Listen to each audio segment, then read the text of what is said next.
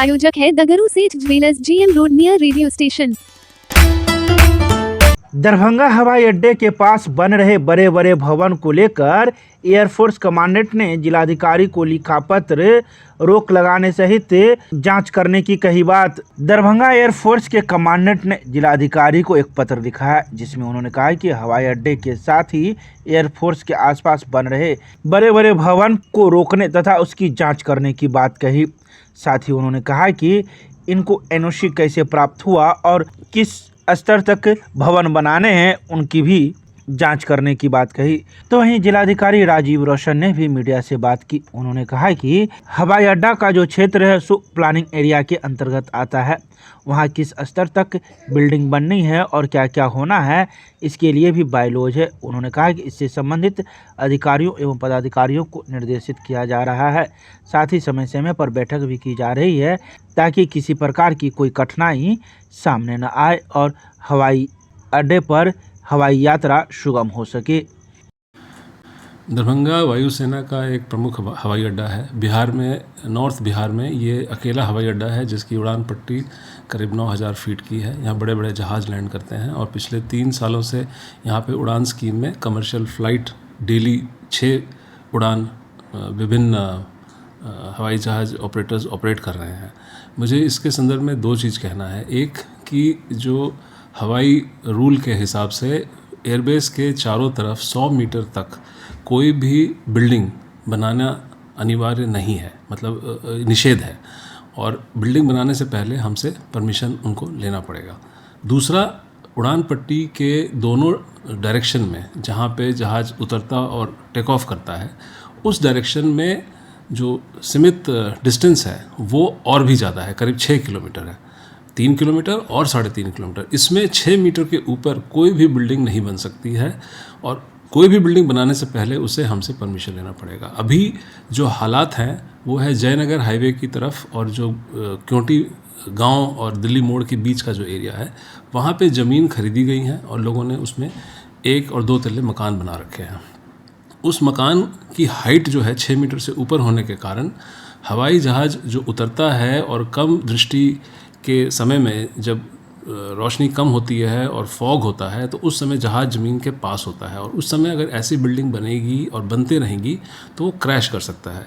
2 हवाई अड्डे अहमदाबाद में एक इंसिडेंट हुआ था जिसमें एक ट्रक जो रनवे के पास में था रोड पे, उस पर एक इंडियन एयरलाइंस का जहाज़ टकरा गया था, उसके पहिए टूट गए थे और क्रैश कर गया था।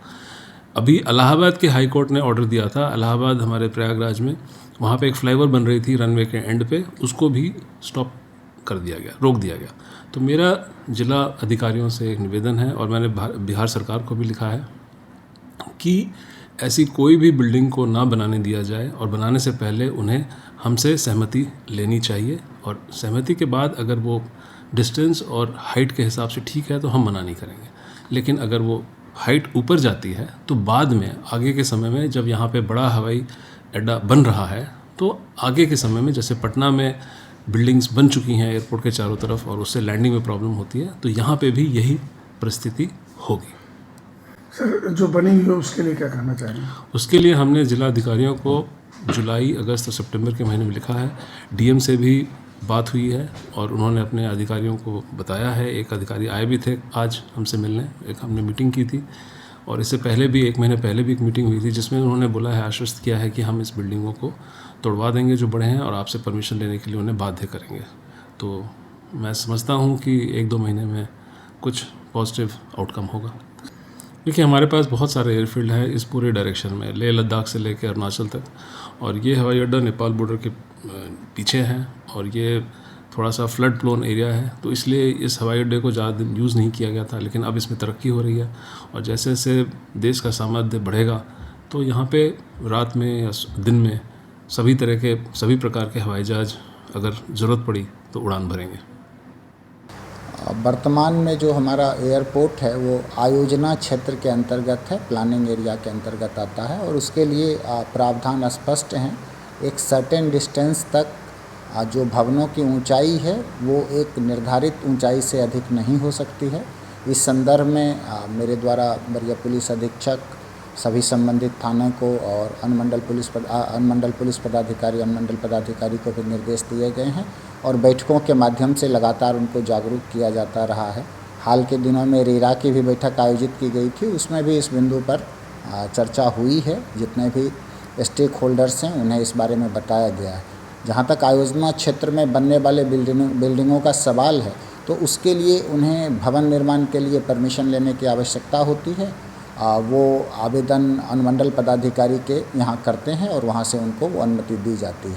अगर कोई मामला संज्ञान में आएगा कि जो ऊंचाई अधिक बना ली गई है तो मैं चाहूँगा कि संदर्भ में जो सारे स्टेक होल्डर्स हैं, चाहे एयरपोर्ट के हों, एयरफोर्स की अथॉरिटी हो और पुलिस और थाना के हों, सब लोग मिल कर के एक सर्वे कर लें और ये सुनिश्चित करावें कि कोई भी भवन जो एक निर्धारित दूरी तक बन रही है या जो भी इस प्रकार का कोई वायलेशन तो नहीं हुआ है, ये आवश्यकता है। देखिए, ग्रामीण क्षेत्र के संदर्भ में अभी तत्काल नक्शा पास कराने के संदर्भ में कोई निर्देश प्राप्त नहीं हुए हैं, लेकिन जिस क्षेत्र की आप बात कर रहे हैं वो नगर क्षेत्र में तो नहीं है, परंतु वो प्लानिंग एरिया में शामिल है, दरभंगा प्लानिंग एरिया में।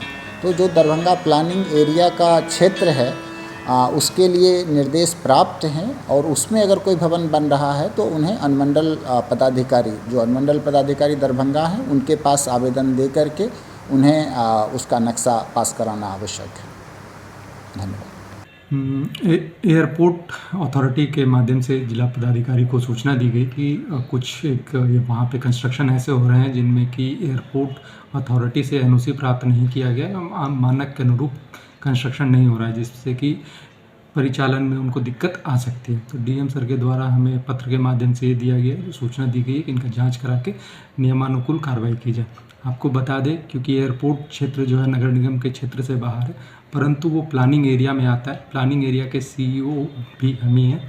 तो प्लानिंग एरिया में किसी भी तरह का कंस्ट्रक्शन जो बिना नक्शा पारित कराए किया जाता है तो वो इलीगल माना जाता है। तो इस संबंध में हमारे यहाँ धावा दल है, धावा दल के प्रभारी को हमने पत्र के माध्यम से सूचना दे दिया एवं लिस्ट भी उपलब्ध करा दिया है कि उस स्थल का जांच कर ले। जांच के क्रम में अगर उनके द्वारा एनओसी प्राप्त नहीं किया गया है तो एयरपोर्ट अथॉरिटी से संपर्क करके एनओसी प्राप्त करें और मानक के अनुरूप कंस्ट्रक्शन कराएं।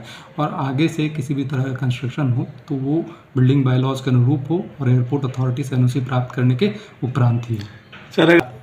अगर हम लोग का स्थल निरीक्षण में ये बात क्रम पता चलता है कि बिल्डिंग बायलॉज के अनुकूल वहाँ पे कंस्ट्रक्शन नहीं हुआ है तो बिल्डिंग बायलॉज के प्रावधान में फ़ाइन लगाने के साथ साथ अनऑथोराइज्ड कंस्ट्रक्शन को डिमोलिशन करने का भी प्रावधान है। तो एयरपोर्ट अथॉरिटी से संपर्क करके नियमानुकूल जो कार्रवाई होगी वो कार्रवाई की जाएगी। ऐसा क्योंकि अभी ये कुछ दिन पहले ही हमको सीईओ बनाया गया है उस प्लानिंग एरिया का, तो आगे से जो भी कंस्ट्रक्शन वगैरह होंगे वो अब क्योंकि जो भी कंस्ट्रक्शन होगा, बड़े बड़े जो भी कंस्ट्रक्शन होने हैं उनको रेरा के अंतर्गत अपने आप को रजिस्ट्रेशन कराना है।